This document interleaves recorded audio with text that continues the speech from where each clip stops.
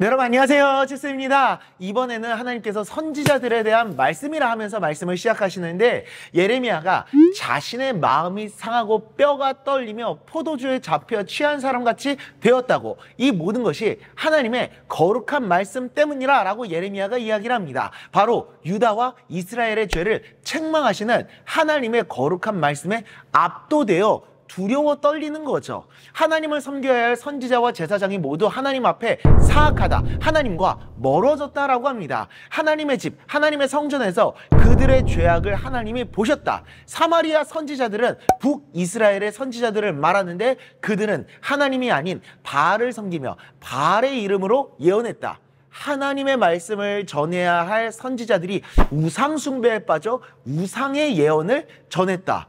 이거는 말도 안 되는 일이죠. 그리고 예루살렘의 선지자는 남유다의 선지자들을 말하는데, 간음, 곧 우상 숭배를 행하며 거짓을 말하며 권력의 하수인이 되어서 악을 행하는 자의 손을 강하게 하고 정의와 공의라는 하나님의 마음을 선언하지 못하고 죄를 짓게 했다. 옛날 큰 죄로 멸망당했던 소돔과 고모라와 다를 바가 없다라고 책망하십니다. 하나님은 그들에게 독한 쑥과 물을 먹게 할 것이다. 이는 유다 백성들이 겪는 재난 상황을 나타내는 말로, 그 재앙을 겪는 이유인 죄가 선지자들로부터 나와서 온 땅에 퍼졌기 때문이라 책망하십니다. 선지자들을 포함한 우리 모두가 하나님의 사람들입니다. 하나님을 섬기며 하나님의 뜻과 마음을 세상에 선포하며 실현해야 될 사람들이죠. 그런 우리가 세상 가운데 전해야 될 것은 다른 것이 아니라 바로 하나님의 살아계심과 복음의 진리입니다. 예수 그리스도의 십자가의 사랑과 구원의 진리, 그리고 하나님의 사랑으로 세상을 섬기며 하나님의 사랑과 공의를 세상 가운데 실현해야 하는 사람들이죠.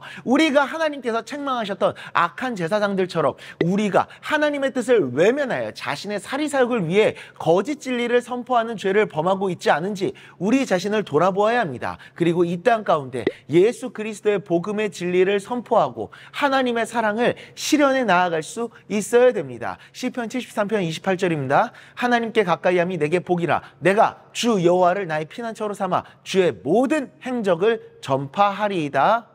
아멘. 하나님만을 나의 피난처로 삼아 하나님만을 섬기며 하나님의 사랑을 온 세상에 전파하며 하나님의 영광을 선포하며 나아가는 우리 모두가 될 수 있기를 간절히 소망합니다. 기도하겠습니다. 하나님 아버지, 죄에 빠져 하나님의 말씀이 아닌 거짓 예언을 전했던 그 거짓 선지자들처럼 우리도 하나님의 진리를 선포하지 못하고 거짓 유혹 가운데 빠져 살아가고 있지는 않은지 우리 자신을 돌아봅니다. 하나님 아버지, 하나님의 사람으로서 이 세상 가운데 하나님의 뜻을, 하나님의 살아계심을, 하나님의 사랑을 선포하며 예수 그리스도의 구원의 진리를, 복음의 진리를 선포하며 하나님의 살아계심을 우리들의 삶을 다하여서 실현해 나아가는 우리 모두가 될 수 있도록 주님 은혜 내려 주시옵소서. 예수님의 이름으로 기도드리옵나이다. 아멘.